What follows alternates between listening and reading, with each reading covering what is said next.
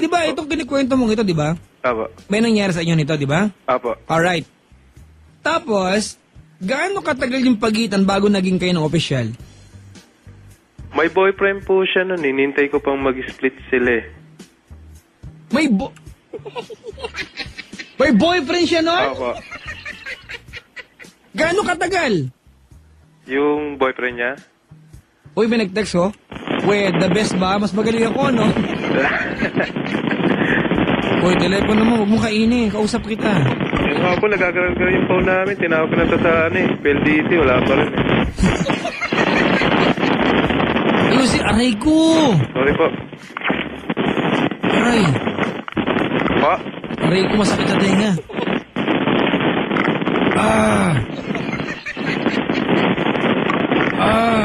Sira talaga ito eh. Yan. Yan. Hello? Pa. Hello pa ba, Jack? Ayusin mo muna, dali. Antayin kita.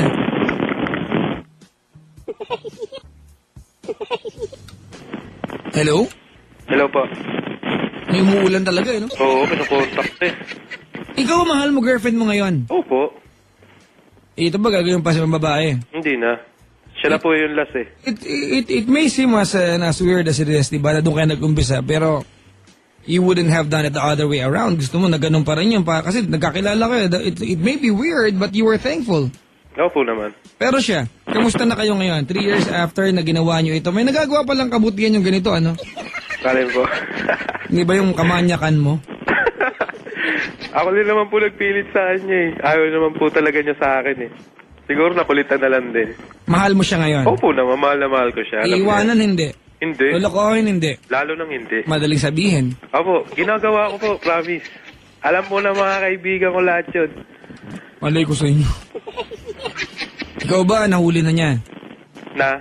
May ginawa in 3 years? Wala pa po. Wala pa? Nagano po ako sa kanya, nag-promise ako sa kanya eh. Wala pa? Wala pa. At hindi, wala pa akong balak na gawin yun. Uy, tama. Uy, Ardy, palakpakan natin to, ha? Hindi ba? Yung huling patak ng kamanya kanya, ginamit niya sa babaeng mahal niya ngayon. Siya ba ang gumising sa natutulog mong puso? Opo. At ang natutulog mong Opo. Ano na? Opo. Bahala ka nga. Kapatid, tayo ko na ituloy yung kwento, i-detalye pa ito more than what you did already. Kasi kayo ngayon, girlfriend mo ito, di ba? I want to keep that privacy sa inyong dalawa lang. But anyway, we both know, diyan kayo nag-umpisa, kung good luck sa inyong dalawa, kung nakaantabay si girlfriend. Anong term ba na, endearment yung dalawa? Pa? Anong tawagan ninyo? Pwede sabihin? Tawagan lang, hindi pangalan. Ay, pangalan po yung tawagan namin, yung ano niya. Anong first name ni girlfriend? Bing-bing po. Pero pwede rin ano. Okay na yung Bing-bing. Ano ba, Marvy ba yung Marvy? Hindi po, yun yung pangalan, palayo sa kanya ng mga ano niya. Jovi, Marvy, Bing-bing. Hindi po, malayo po sa totoo niyang pangalan. Edna. Mas malayo pa rin. Mas malayo. Oo. Anong first letter? C. C. Charmaine. Mali po. Chalon Ching. Chico Loco. Mali rin po. Camille. Malayo po dun. Carla. Kapatid ng presidente ng Pilipinas. O, di ba Chris? Yun, nadali mo. Love, love, love. Hindi, kala ko Cesar. Ito ba Cesar?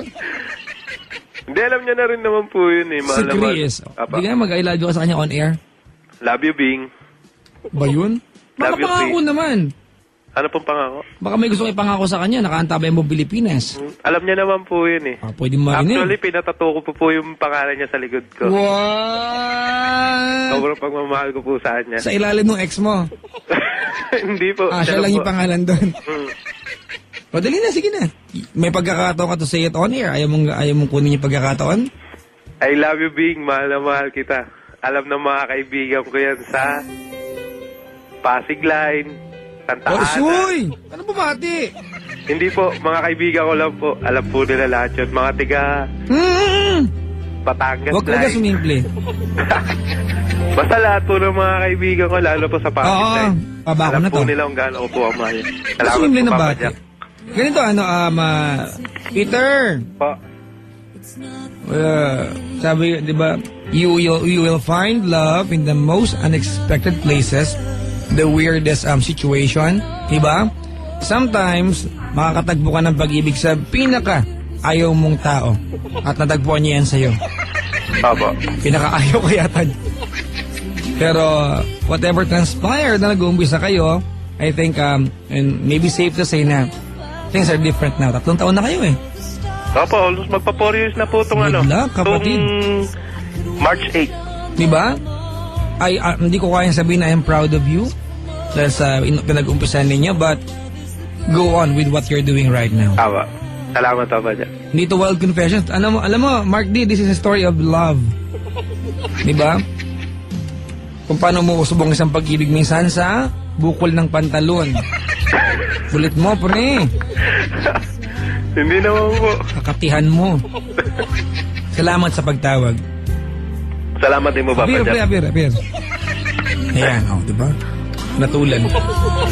Salamat. Salamat po, Papa Jack. Ayan.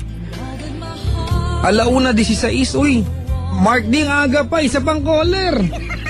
One more caller, mga kaibigan. Uy, dodoble tayo na for Papa Jack's Wild Confessions. 16 after the hour of 1. Tawagan nyo. I need one more caller for Papa Jack's Wild Confessions, mga kaibigan. Bago ako tumulay sa aking programa, babati muna ako ha. Happy listening to my best friend Gerald Malit. Ayan. Sabi ni Beb, maligayang pakikinig po. Yeah! Mula po mga kaibigan, ayan. Sa bandang galing pa ng Zamboanga, ang kantang may halong Chabacano ang lyrics, Porky.